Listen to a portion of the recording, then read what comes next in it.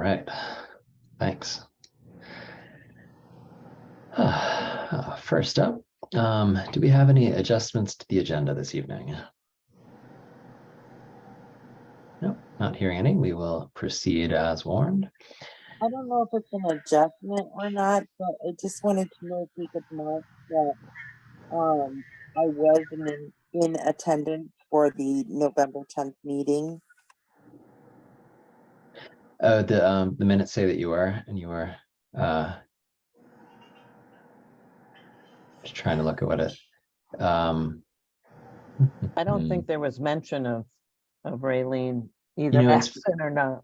It's actually funny that I'm looking at the minutes now, and though for a moment I'll say we're moving on to the minutes part of the agenda. Yeah, there's a the minutes should be corrected to show that Raylene was absent because she is not in the present list, but is also not in the absent list. Yep. Yeah, so I'll make that adjustment and send it probably tomorrow. All right, great. Is there anything else that anyone noticed? Yeah, I wasn't absent. I was there. So you were present. Okay, it was a while ago, so I didn't quite remember. Yeah. All right, so you're just missing from the present list. Yes. Okay. All right. Okay. So noted. Amendment amended. All right, great. So then if there aren't any other changes that we can make to the minutes, we could have a motion to approve the minutes as amended. Motion to approve. Sorry. Second. All right, great. We've got Amanda with the motion and Raylene the second, I think. All right. All in favor? Aye. Aye. Any opposed? All opposed? Yeah. All right. Yes, the motion has passed unanimously. Minutes are approved. Next on our agenda is the opportunity for the public to comment about anything that is not on the agenda. It would not appear that any members of the public are here remotely.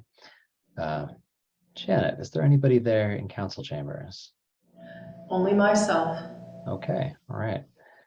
And we may move. Sorry, I lost my place. Move on to our new business. We're going to get an update on our grants, which may or may not be much of an update. I don't know. It was mostly just a placeholder to say, how are we doing with these? But yeah, go ahead, Janet. Sure. We got the grant for the bylaw modernization application for a total of $27,500. Nicholas signed it last week. It was in your packet. So I have started an RFP to get that out the door, to start getting somebody on the hook to start helping us right away. As you can see, we have an award end date of January 31st, 2025. If we meet that award end date, we end up not needing to spend the $2,500, or it ends up being like a weird reimbursement. So if we meet the award details, we look just that much better. So pretty excited we got this one.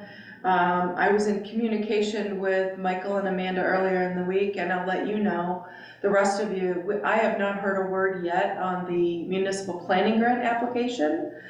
I'm wondering if we probably won't get it, but you just never know. It's a different source of funds from the same organization, and a different request. But I haven't heard anything on that one yet, so still in pause mode. So yeah, that's the updates on our 2 grant applications. Thank you. Does anyone have any questions or comments on that? Yes, David, go ahead. Yeah, I'm just curious. There's probably a lot of activity, people seeking consultants for this kind of work. Do you have any sense, Janet, of how easy it's going to be to find people to respond to the RFP? I think it's going to be hard, because even with the other grants that I'm managing, it's hard to find consultants. Everybody in every profession, shall we say, is stretched really thin. I'm hoping that at least Brandy takes a look at it. I'm hoping that there's room in the Regional Planning Commission's senior planning staff to help us out, because we're not asking for an overhaul of the zoning, we just did that. We're very specifically looking to tweak a handful of things, right? We want to talk about housing, we want to talk about parking, we want to make sure we get the density right, so I'm hoping someone can spend some time with us. Waterbury was also a recipient of the grant, and I don't think anyone else was down here in the Southern Vermont area. So we've got that going for us. And we can, Amanda, go ahead. Janet, how much of this work can be done remotely? Not for the consultants. You know, I honestly think almost all of this can be done remotely. Even maybe not anything that we decide to present to the community, like we did a community forum. Our consultant on the zoning overhaul, we did a couple presentations of it at Alumni Hall. We've done things remotely at Alumni Hall as well. Council works very well remotely. We work very well remotely. I think there's better participation since we've all gone remote. People are more apt to join and listen, and I think the lion's share of this is going to be done remotely. Thank you. With that in mind, does it make sense to give the RFP a wider circulation than we might have in the past? But could the consultant be, I realize they might not have Vermont specific information to hand, but could they conceivably be from even outside New England? It could be. I am going to use the list that ACCD has on their website of consultants that do this kind of work, and I honestly don't know how many. I want to say there's at least 10 consultants that are listed all over the state of Vermont, from top to bottom. So even if we got somebody from the Bennington area, I don't see any hindrance in that at all. Great, thank you. You're welcome. I was going to say that we can keep the RFP open for a while. So, right, there's not like I mean, we have to use the money within the, like you were saying, 2 years. And so it's not like we're trying to find someone in a window of like a month and a half or something, right? Correct.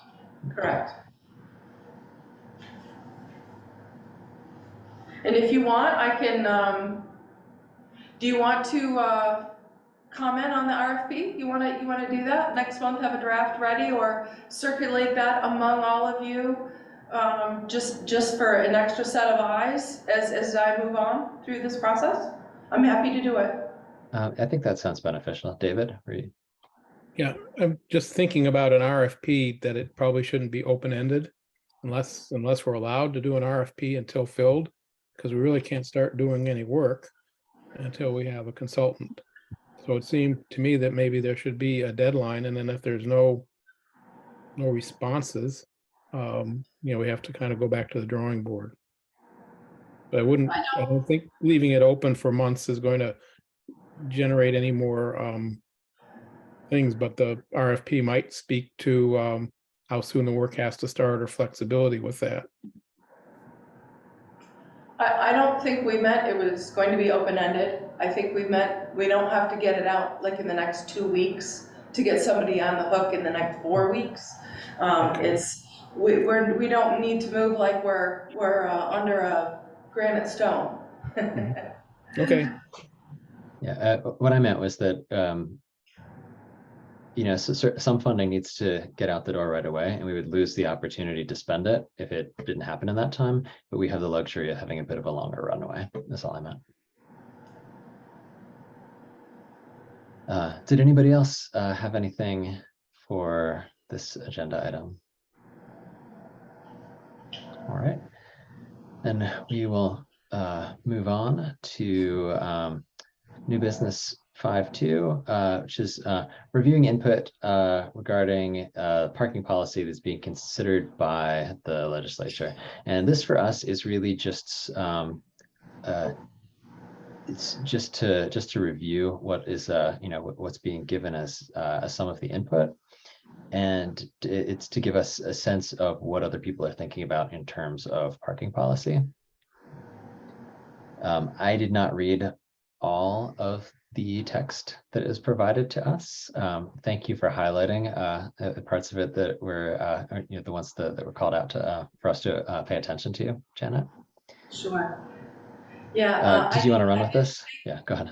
I think it going out Tuesday, I expect any of you to read all 90 pages for sure. But as you can see through some of the legislative reports from the VPA, there's been a bill that's been introduced and has gotten a lot of attention through the Planners Association, and recognizing the housing crisis and trying to tweak things and make things work easier.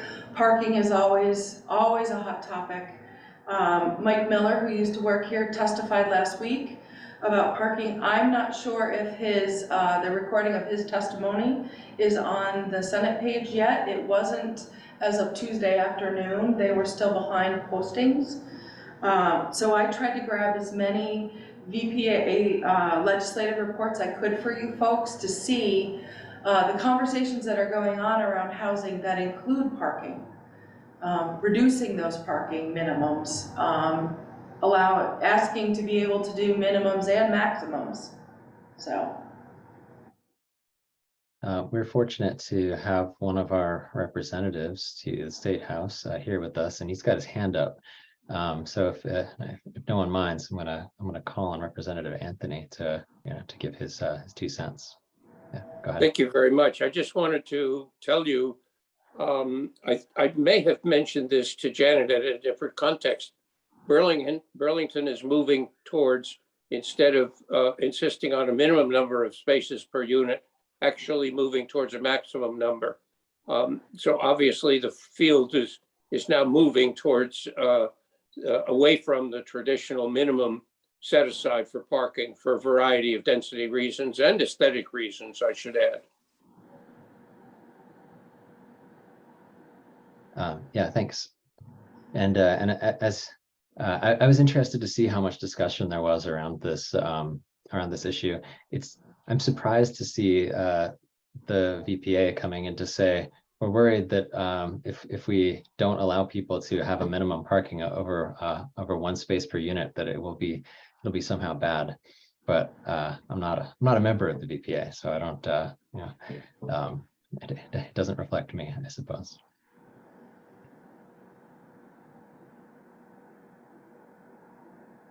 David, go ahead. Yeah, this bill is a major bill with housing stuff, and I did spend some time looking through it, and I actually saw a draft this summer of some of the things. So parking is really kind of a small piece of the whole thing. It deals with density and lot size and making duplexes allowed in any zoning district. Some of the things are things we've talked about. Some of the things are additional things, but there's a lot in it. I'm curious to hear from Representative Anthony what kind of reactions there are. I know there's a House bill as well. I don't know if that one is if the House is waiting for the Senate to send something over, or kind of what activity. But on the one hand, I've always thought that local control is important, and a bill like this is going counter to that. But on the other hand,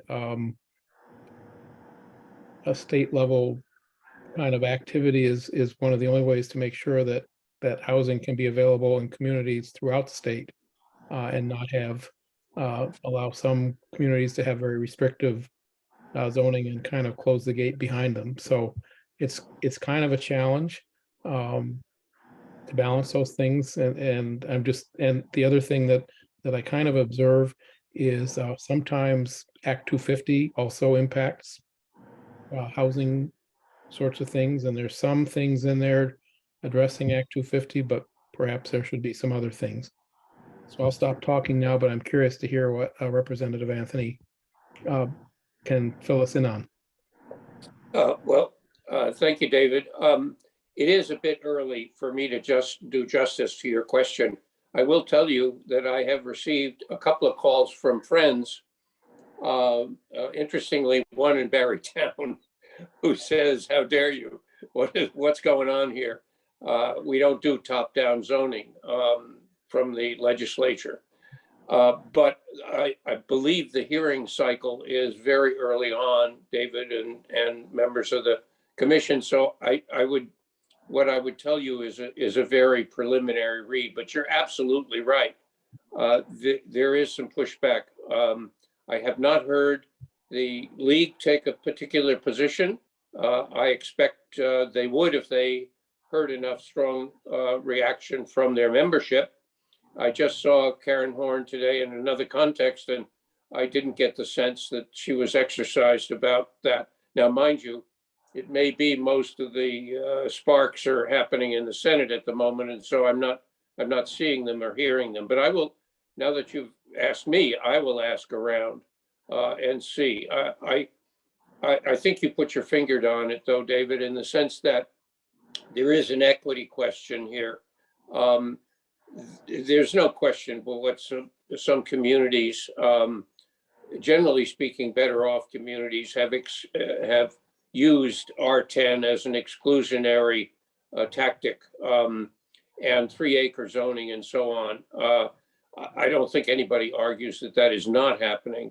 The question is, what is it that what's the state's proper role in that? But notice, if that's allowed to go on, there certainly is an equity issue in terms of the need for housing, in terms of where it's going to go and what it's going to look like. So I will ask around, but you're perfectly right that I think it will not be a stroll in the park for the state to change its role in that arena.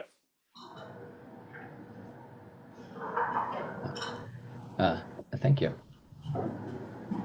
Amanda, you had your hand up. Did you? Yeah, all right. It wasn't actually anything that interesting or relevant, so. All right. Just wanted to, make sure I didn't miss you. Yeah, I haven't read through all of this bill. I mean, I have no awareness of it. I pay almost no attention to stuff that happens at the state level, to my, unending, perhaps failure, is the right word. Ignominy, I don't know. But it seems to me like we would I would like for us to be ahead of some of these things, to not have them be imposed from the state, but to do them because they are the right policy, for our grand list and for our growth in the future. There's 2 hands up. I'm gonna let Becky go. Thanks. I was just going to jump in. Vermont edition yesterday was all about this bill and Morrisville's experience with changing their zoning in order to get more housing. And they did that a few years ago. And so they've built a bunch of housing. It was a really great conversation. I didn't catch all of it, but what I heard addressed a lot of the issues that we've been talking about and some of the issues that have been raised just in the last few minutes about what does this mean for our communities and for the state. So it was a good backgrounder on these issues. I've been meaning to look at it, but I haven't. Joe, go ahead. Yeah, just briefly. I think what you said earlier about sort of us wanting to get ahead of the good changes ourselves, I think is really important. But also just generally, I would sort of think that this seems like it could have some impact on, the stuff we're looking at with that grant we were just talking about. So it seems like this could impact some of that in some ways. So I think it's too early to know that for sure. But it definitely seems like something to sort of keep an eye on as another factor. David. Yeah, I would kind of echo what Joe just said, but I would suggest people don't have to read it really carefully, but it's worth going through the bill because it's, in a way, it's a good chunk of a roadmap of what we're going to be doing when we hire a consultant. All those issues that we've been talking about are touched in that bill, and at least some idea of thinking about it. So while I don't think we should use the bill as the template for changes we make, and we should try to get ahead of it. It's just a useful tool to kind of use as a roadmap.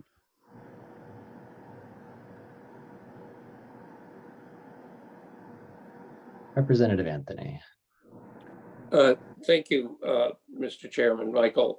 I can't let go of not mentioning, sorry, the double negative. I want to mention that Jake is very interested in what the connection between the demands on our infrastructure and the creation of Grand List. And so that fits, if you will, in terms of rethinking.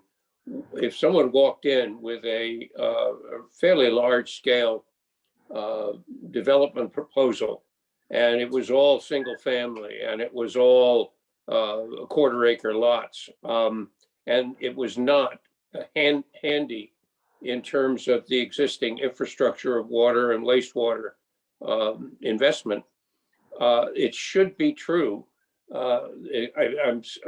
I'm saying something that Jake would say, I think, so I'll take ownership of it. But I think he'd say, you know, is that really the wisest use of our remaining wastewater capacity? And is it the wisest use of acreage that we're only limited to 4 square miles in the city of Barre?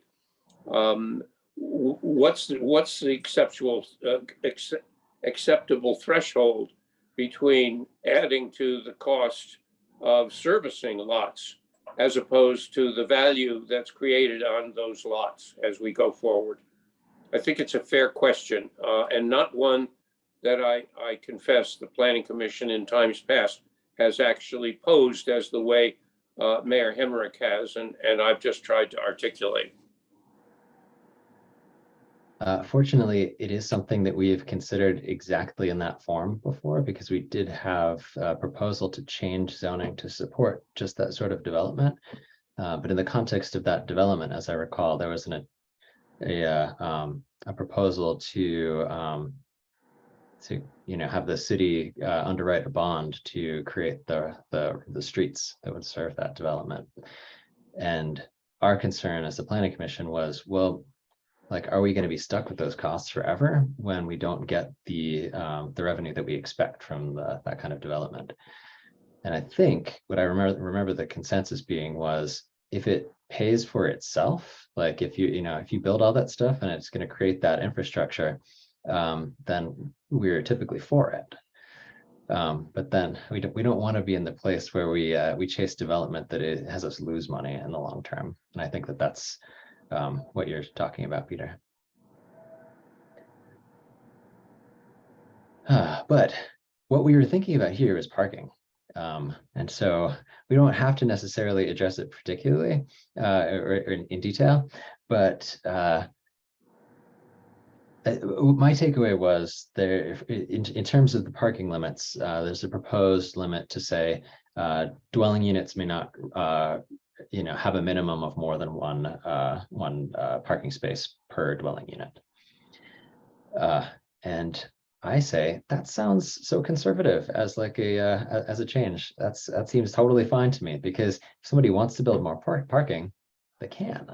What they're just saying is we shouldn't have municipalities say you must build this amount. But I don't know. I mean, I think maybe I read the wrong planning publications maybe. Yes, Amanda. I would just add to that. I'm sure Representative Anthony can speak much more to this, but having been sort of listening to some of the housing conversations in and around the State House, there's a lot of conversation about encouraging zoning changes that would allow more housing, more than there has been in a very long time, and that some of those zoning changes are coming our way, whatever they might be. There's, as David said, there's a lot more in this bill than just the parking requirements. In skimming it, I saw a number of things that are going to affect other pieces of our zoning and other things like that.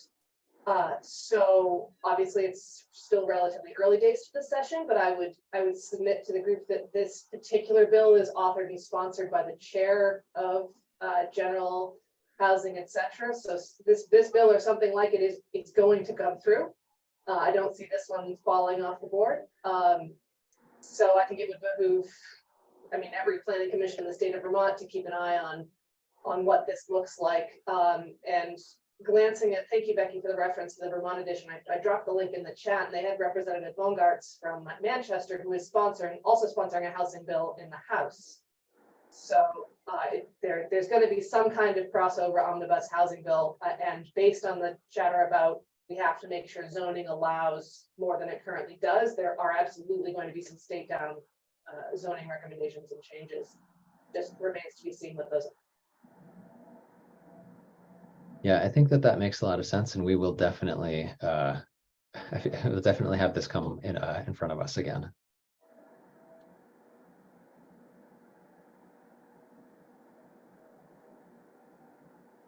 Well, do we have anything else? Amanda, sorry, I didn't see your hand. No, because I just Please continue. Go ahead. I just thought of something. Apologies. Because we've had a lot of turnover in planning in recent months.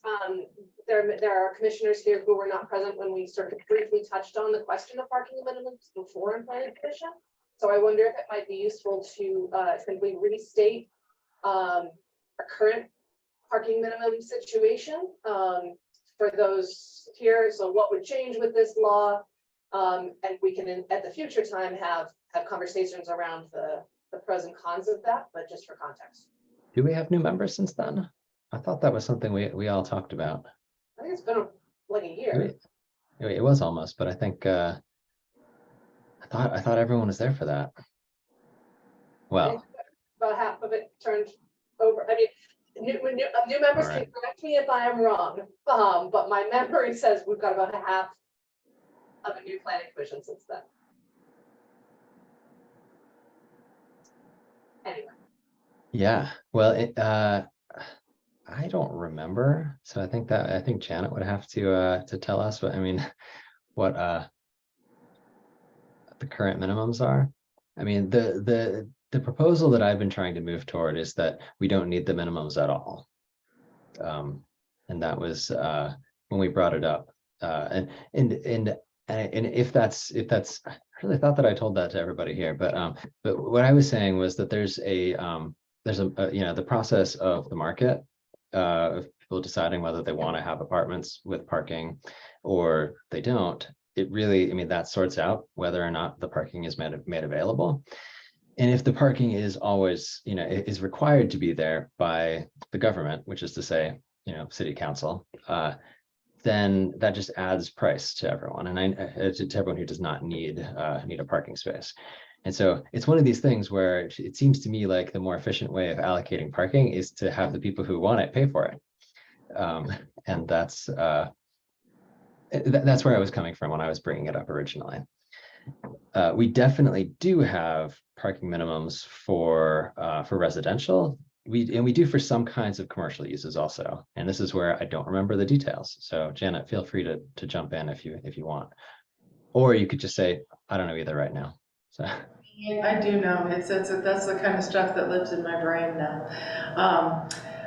So single family homes, you need at least, I think it's 2 spaces. So the assumption is a single family home has 2 adults with 2 cars. An apartment building is based on the number of bedrooms. So 1 bedroom, 1 parking space. For any additional bedroom, it's 0.2 spaces.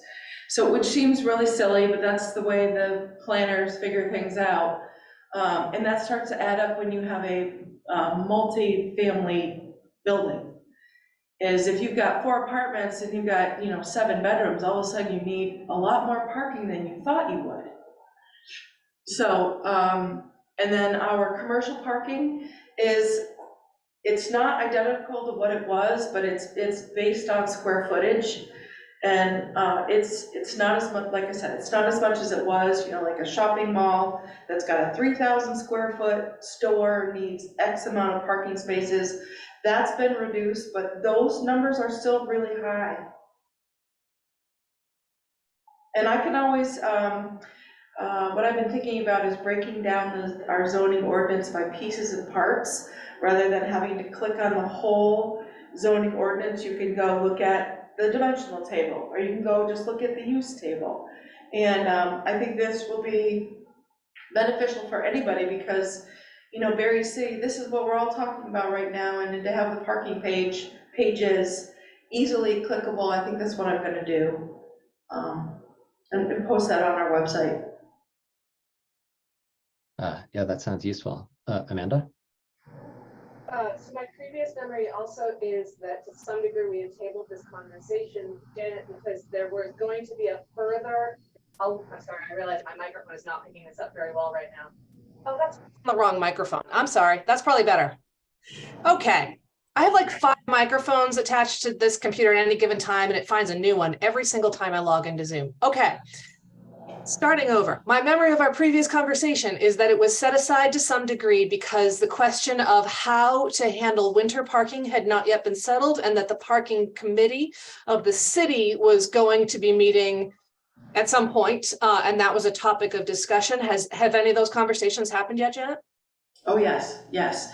And we asked the Public Works Department how they felt about doing a pilot. And Bill Ahern came up with 3 neighborhood sites. He wanted to do the test at the end of the parking season, shall we say. So it would be the month of March, essentially. We talked about how to get that information out to those neighborhoods, and I think what's happened is it's been put on hold till the beginning of this fall.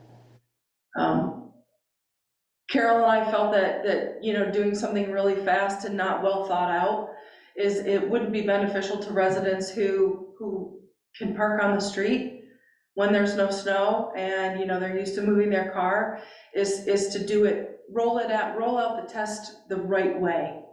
Mm-hmm. Just to those neighborhoods and say, look, this is what we're gonna try to do.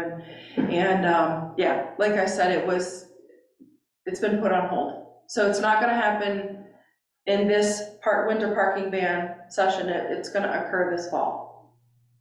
So thank you for that update. So it does sound like if we were to really tackle this, there's plenty of runway to get a winter parking plan for next year that would integrate with changes to the parking minimums. Yes. Thank you. Yeah.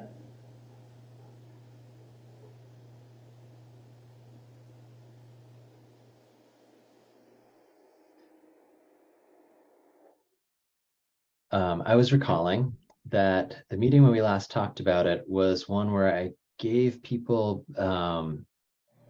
sections of Planning Magazine.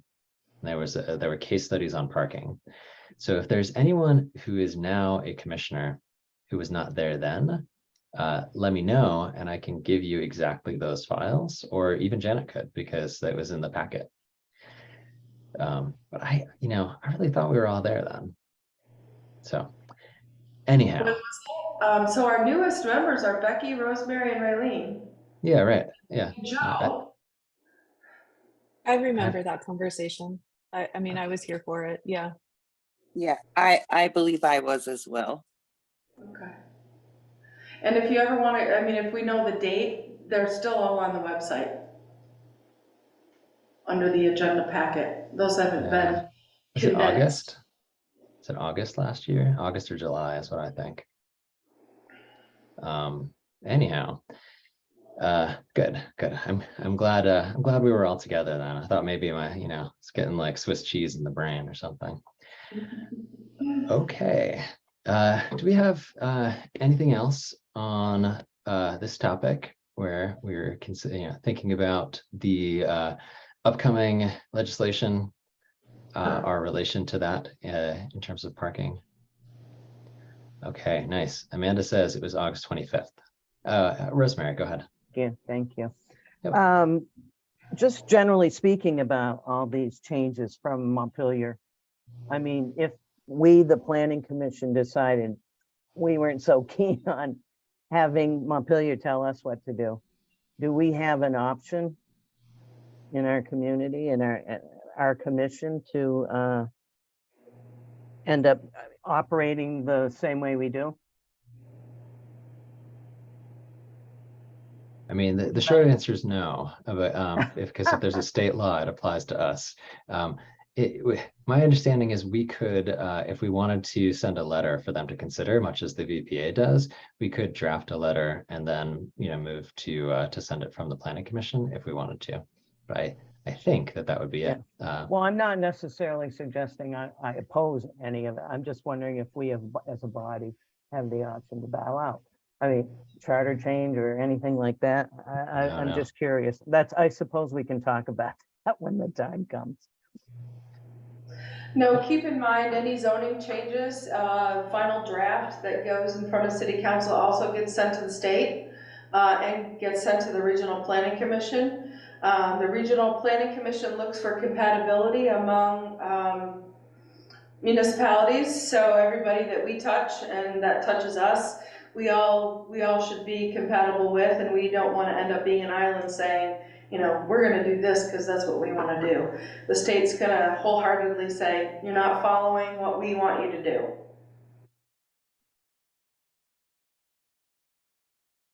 I guess I understand what you're saying. Thank you.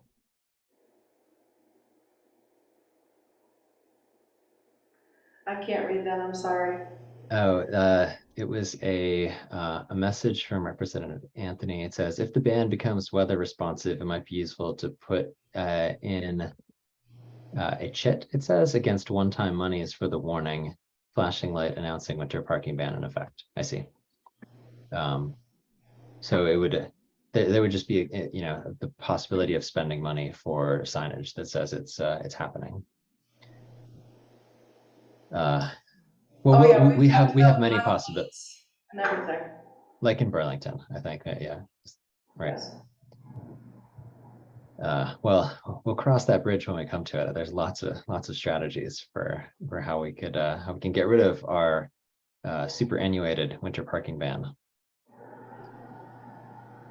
Did anyone else have anything to add for this item on the agenda?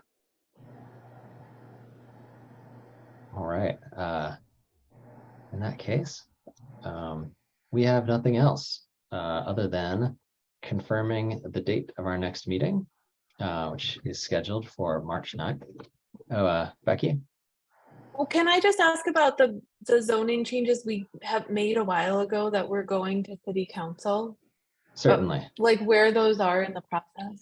Fortunately, we're now in staff updates if everybody thinks March 9 is okay. And I think Janet can totally tell us about where those things are in staff updates. Great. That sound good? Yeah, I apologize. It's just, I need to move it up on my to-do. I really do. Yeah, I promise. I'll get it going. They should be relatively easy, right? I need to get them. I need to get it going. So my apologies to the commission. It's not just you. I mean, if because I think there could be, there could be pulling from city council. There could be, Nicholas could be involved. So really, it's it's not solely on your shoulders for it to be delayed. Good but reminder. Also, yes, and I was just wondering, I don't know, I don't fully understand the process. So I was more just wanting to understand than anything else. I think it is on Janet's plate to send it to city council. But if they really wanted it, they could be nagging her. I could be nagging her too, I suppose, right? Absolutely. All right, but I choose not to for the most part. All right, in staff updates, we have some items that are provided in the packet. Does anyone have any questions about, I'm trying to get to the bottom of this thing, and it's so long, hang on a second. Any questions about what's in our list, or is there anything any clarifications that you wanted to add, Janet?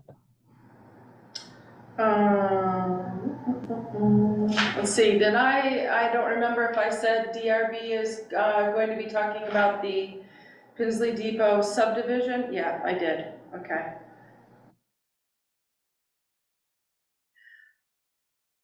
And it says that the DRB is being asked to reconsider the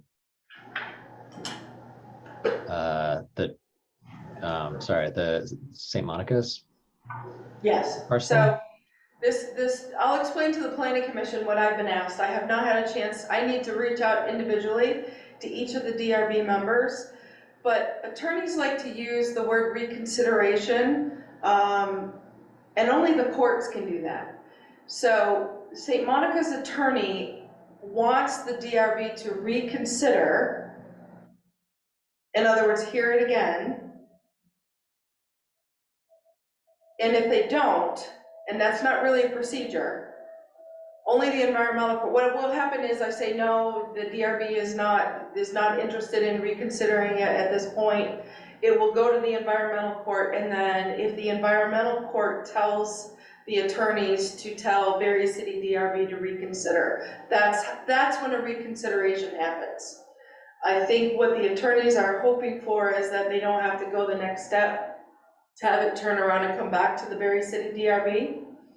But I need to poll each and every member of the DRB separately to see, what their temperature is before I can get back to the city attorney. So that's all that meant. And for some of you planning commission members who may or may not remember what that was, the DRB was asked to approve demolition of a tiny little empty house that's on the other side of St. Monica's. It used to be used for their rectory, and it's been empty forever. They want to demolish it and make one of their older student groups like a separate playground away from the littles. And the DRB said, no, you didn't meet the requirements of proving to us why you want to demolish it. And so they appealed it, St. Monica's appealed it, which they have that ability to do, and they are hoping to, clearly they've done their homework now, so they are hoping that it can be reconsidered, and they're hoping to do it as this step before it goes to environmental court to then be passed back down. So that's all that meant in a long-winded, roundabout way. I think it's going to be back in front of the DRB whether we do it now or whether we wait for environmental court to tell us we've got to hear it again. So. Well, it's hard for me to imagine how the outcome could be different, considering that they answered the questions about the things that apply very clearly during the hearing. But I guess that's on them. Yes.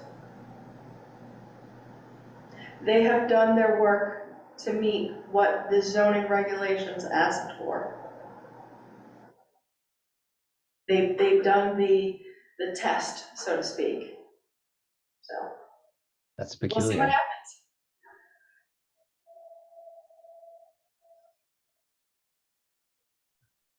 Was there anything else in the updates that we would like to address?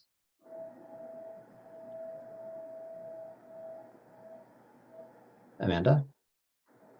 I'm happy to step aside and wait my turn if so. I have a question about a previous staff update. Some things that were brought up at previous meetings. Can do this now or at round table. I will leave it up to the chair to decide. I think now is fine. Go ahead. Janet, I'm hoping for updates on the Thwing Mill and the Italian Baptist Church. I know the Thwing Mill was sold and is being considered for development, and there was a gentleman involved interested in submitting a demolition permit for the Italian Baptist Church. So I don't know if either of those two have moved forward. No. So what was your first one besides the place on? Sorry, it's Hill Martin most recently. It's owned by the Allen family, the Thwing Mill. No, it is owned by Butura and Sons. And they were considering I guess I'm just wondering if they've submitted any permits or requested any permits for development or anything like that.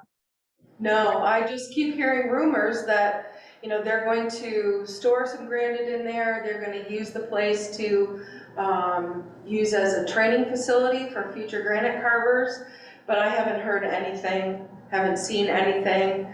I remind people like E.F. Wall comes in quite a bit, and they do a lot of work for Butura and Sons.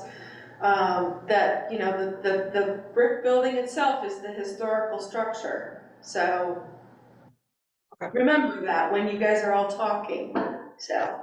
And the Italian Baptist Church, Mr. Harrington is, so here's something that, you know, there's a couple things with our zoning that we're probably gonna have to include as we talk wholeheartedly about our changes. Mr. Harrington is frustrated because commercial storage is not allowed where that building is.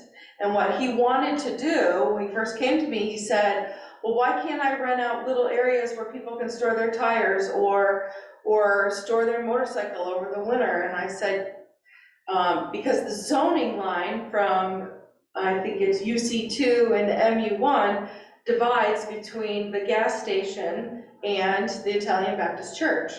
So then he asked me which part of the building was historic. Was it the original and the addition? And I said, honestly, I don't know the answer to that. You need to know that as the owner, and I haven't heard from him since. But that's something that he'd like to do.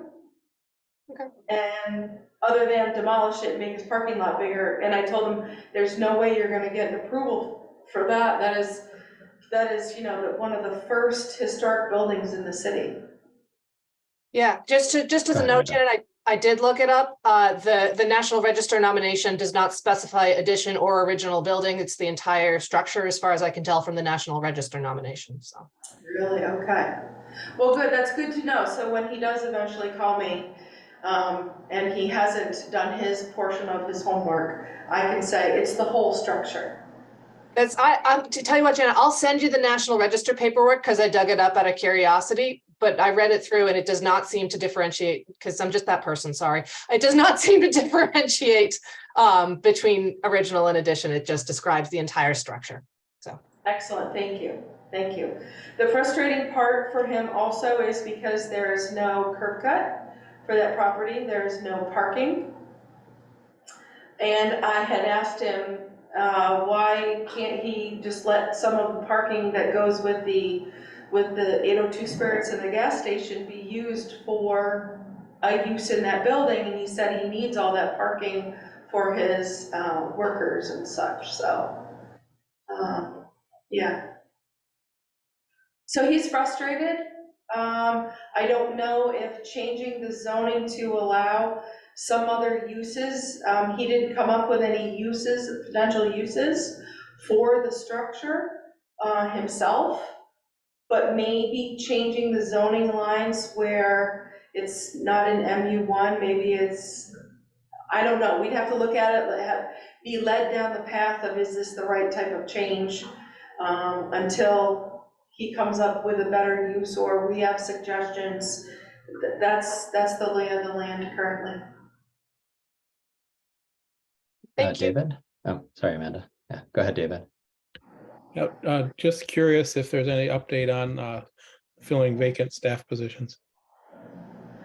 I have just this week, ironically you ask, 2 applications for the permanent administrator position. So we'll see what happens. Well, good luck. Thank you. And for all my other positions, there have been no applicants, unfortunately.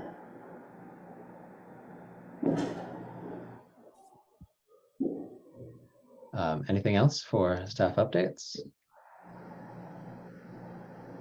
All right.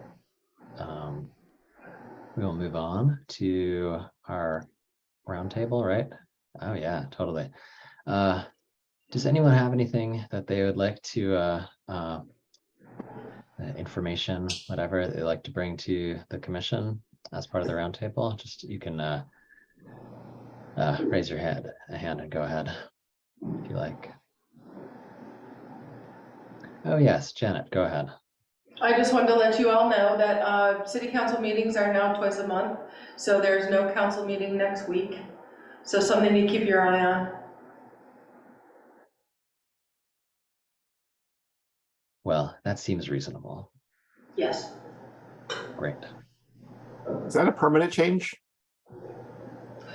I think it's going to be, or as much as Nicholas can move that forward. Charter says they only need to meet twice a month. So He's hoping to get back to what the charter says. Well, I'm in favor of this. Good for them.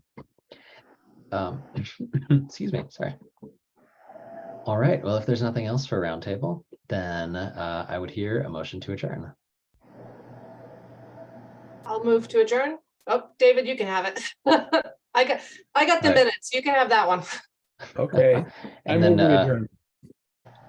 and do we have a second? I'll second it though, there. All right, great. Yeah, David and Amanda. All right, motion to adjourn. All in favor, raise your hand or say aye.